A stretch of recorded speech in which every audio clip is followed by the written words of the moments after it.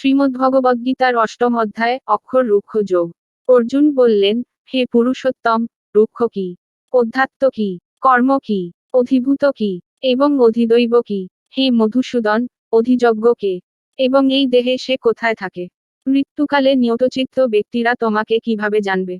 শ্রীভগবান বললেন, অক্ষর রুক্ষ পরম স্বভাবকে অধ্যাত্ম বলা হয়। যা ভৌতিক সত্তার উত্থান ঘটায়, তাকে বিসর্গ বা সৃষ্টি বলা হয়। অধিভূত হল ক্ষর ভৌতিক সত্তা এবং পুরুষ হল অধিদৈব।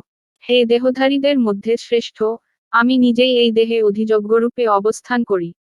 যে ব্যক্তি মৃত্যুর সময় আমাকে স্মরণ করে এই দেহ ত্যাগ করে, সে আমার স্বরূপে অভিগমন করে। এতে কোনো সন্দেহ নেই। হে কৌন্তেয়, যে কোনো জীব যা কিছু স্মরণ করে মৃত্যুকালে দেহ ত্যাগ করে, সর্বদা সেই চিন্তায় অভ্যস্ত হওয়ার কারণে সে সেই অবস্থায় পৌঁছায়। তাই সর্বদা আমাকে স্মরণ কর এবং যুদ্ধ কর। মন ও বুদ্ধি আমার প্রতি নিবেদিত রাখলে তুমি নিঃসন্দেহে আমার নিকটে পৌঁছাবে। হে পার্থ, অভ্যাসযোগের দ্বারা নিরন্তর অনুশীলনের মাধ্যমে যে চিন্তা অন্য কিছুতে যায় না, সে সেই পরম পুরুষের দিকে ধাবিত হয়। তিনি কাব্যজ্ঞ, প্রাচীন, শাসনকর্তা, সুখ্যাতি সূক্ষ্ম, সর্বত্রগামী, অচিন্তরূপ, আদিত্যবর্ণ এবং অন্ধকারের অতীত। মৃত্যুকালে যোগবলের দ্বারা মনকে স্থির করে, প্রণালীকে ভ্রূমধ্যে স্থাপন করে, তিনি সেই দিব্য পরম পুরুষকে লাভ করে। যা অক্ষর, যা বেদজ্ঞরা বলে এবং যা অর্জন করতে তারা ব্রহ্মচর্য পালন করে, তা সংক্ষেপে তোমাকে বলবো। সকল ইন্দ্রিয়কে সংযম করে, মনকে হৃদয়ে স্থির করে, প্রাণকে মাথায় স্থাপন করে যোগধারণায় স্থিত হও। মৃত্যুকালে ওঙ্কার মন্ত্র স্মরণ করে এবং স্থিরচিত্তে দেহত্যাগ করে, সে আমার স্বরূপে গমন করে। এতে কোনো সন্দেহ নেই। সকল ইন্দ্রিয়কে সংযত করে মনকে হৃদয়ে স্থাপন করে, প্রান্তকে মস্তিষ্কে স্থিত রেখে যোগধারণায় স্থিত হও। মৃত্যুর সময় ওঙ্কার মন্ত্র স্মরণ করে এবং স্থিরচিত্তে দেহত্যাগ করে, সে আমার স্বরূপে গমন করে। এতে কোন সন্দেহ নেই। যে আমাকে নিয়ত স্মরণ করে, হে পার্থ, তার জন্য আমি সহজলভ্য, কারণ সে সর্বদা আমার সাথে যুক্ত থাকে। মহাত্মারা, যারা সর্বোচ্চ সিদ্ধি লাভ করেছেন, তারা আমাকে প্রাপ্ত হয়ে আর পুনর্জন্ম, যা দুঃখপূর্ণ ও অস্থায়ী, লাভ করে না। হে অর্জুন, ব্রহ্মলোক পর্যন্ত সকল লোকই পুনরায় আবর্তিত হয়। কিন্তু, হে কৌন্তেয়, আমাকে প্রাপ্ত হয়ে আর পুনর্জন্ম হয় না।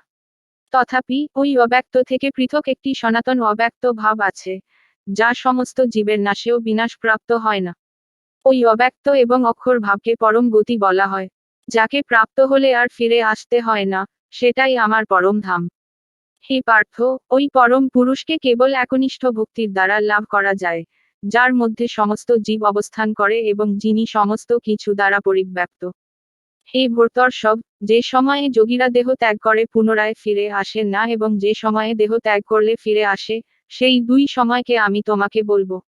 আগুন, আলো, দিন, শুক্লপক্ষ এবং উত্তরায়ণ, এই সময়ে দেহ ত্যাগ করা ব্রহ্মজ্ঞানীরা ব্রহ্মলোকে গমন করেন। ধোয়া, রাত, কৃষ্ণপক্ষ এবং দক্ষিণায়ন, এই সময়ে দেহ ত্যাগ করা যোগীরা চন্দ্রলোক প্রাপ্ত হন এবং ফিরে আসেন। শুক্ল ও কৃষ্ণ এই দুটি চিরস্থায়ী পথ এই জগতে বিদ্যমান। একটির দ্বারা গমন করলে আর ফিরে আসা হয় না, অন্যটির দ্বারা ফিরে আসা হয়। হে পার্থ, এই দুই পথ জানার পর কোন যোগী বিভ্রান্ত হয় না। তাই, হে অর্জুন, তুমি সর্বদা যোগে যুক্ত থাকো। যজ্ঞ, তপস্যা এবং দানে যা পুণ্যফল নির্দিষ্ট করা হয়েছে, তা সবই এই জ্ঞানযুক্ত যোগী অতিক্রম করে এবং পরম স্থান লাভ করে। শ্রীমদ্ভগবদ্গীতার অষ্টম অধ্যায় এখানেই সমাপ্ত। হরে কৃষ্ণ কৃষ্ণ কৃষ্ণ হরে হরে, হরে রাম রাম রাম হরে হরে।